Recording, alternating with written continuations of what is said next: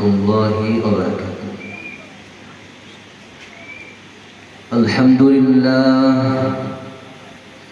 الحمد لله نحمده ونستعينه ونستغفره ونؤمن به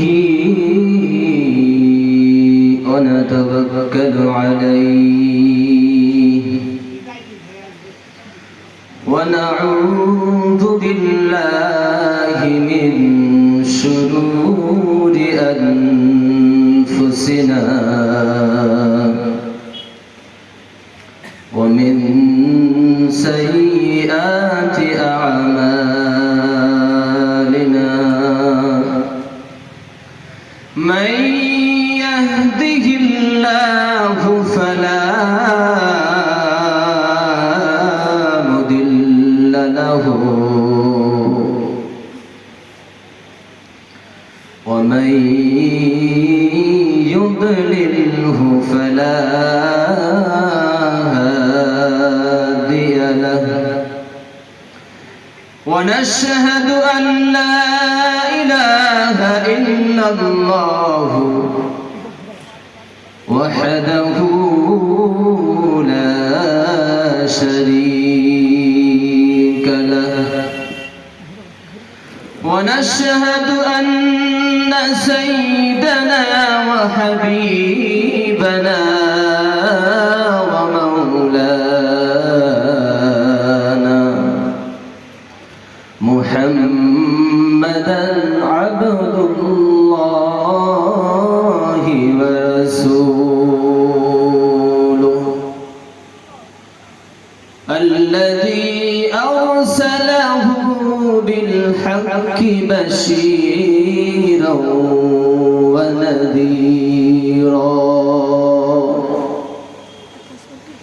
فقد قال الله تبارك وتعالى في كلامه المجيد وفي فرقانه الحميد أعوذ بالله من الشيطان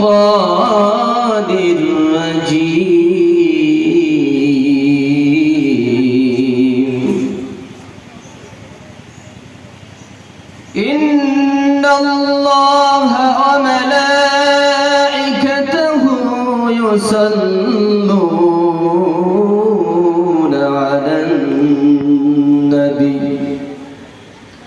يا أيها الذين آمنوا صلوا عليه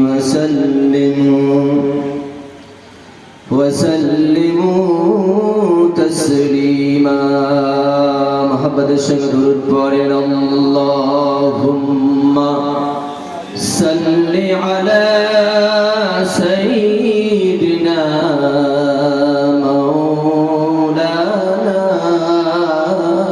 محمد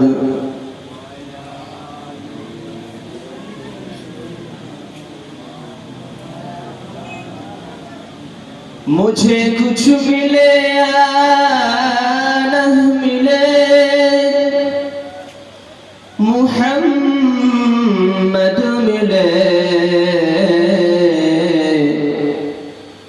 यानी ओ शय जिससे अल्लाह मिले अल्लाहुम्मा सल्ली अला जोरे जोरे बोलो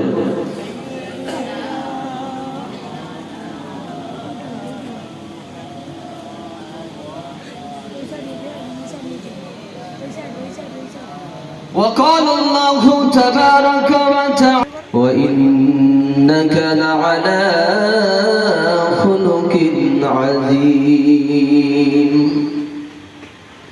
وقال النبي عليه الصلاة والتسليم في الحديث الشريف إنما بعثت لأتمم مكارم الأخلاق وفي حديث آخر إنما بعثت لأتمم صالح الأخلاق صدق الله تعالى وصدق رسوله النبي الكريم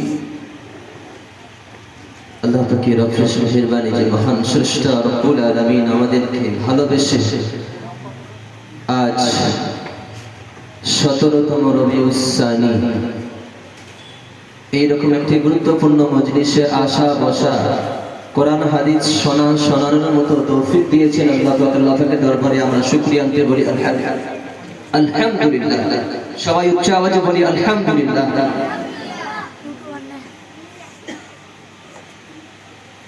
ভাই আল্লাহ পাক আমাদেরকে এখানে বসার মতো তৌফিক দিয়েছেন, আমাদের শুকরিয়া আদায় করতে হবে না?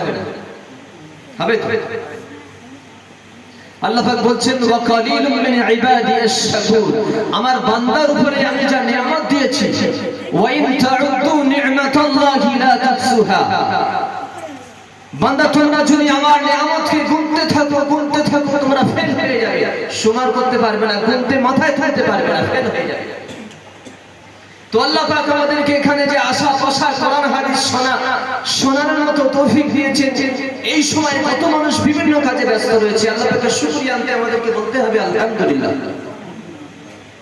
আল্লাহ পাক বলছেন ওয়া কালিলুম মিন ইবাদিয়াশ শাকুর, বান্দা আমার অনেক আছে কিন্তু শুকরগুজার বান্দা অনেক কম আছে, যারা আমার নিয়ামত পায় এবং শুকরিয়া আদায় করে। একটু খেয়াল করে দেখি ভাই আমার বাবাজিরা, এই সময় কেউ হাটে ঘাটে মাঠে হসপিটালে বেডে জায়গা পাচ্ছে না, রাস্তায় শুয়ে আছে।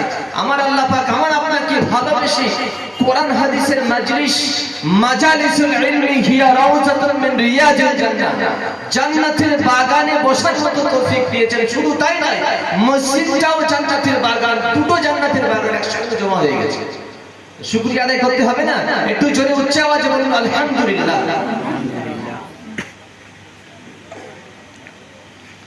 তারপরে সেই বিশ্বনবী বিশ্বনেতা জানার উপলক্ষ করে আজকের এই মাহফিল,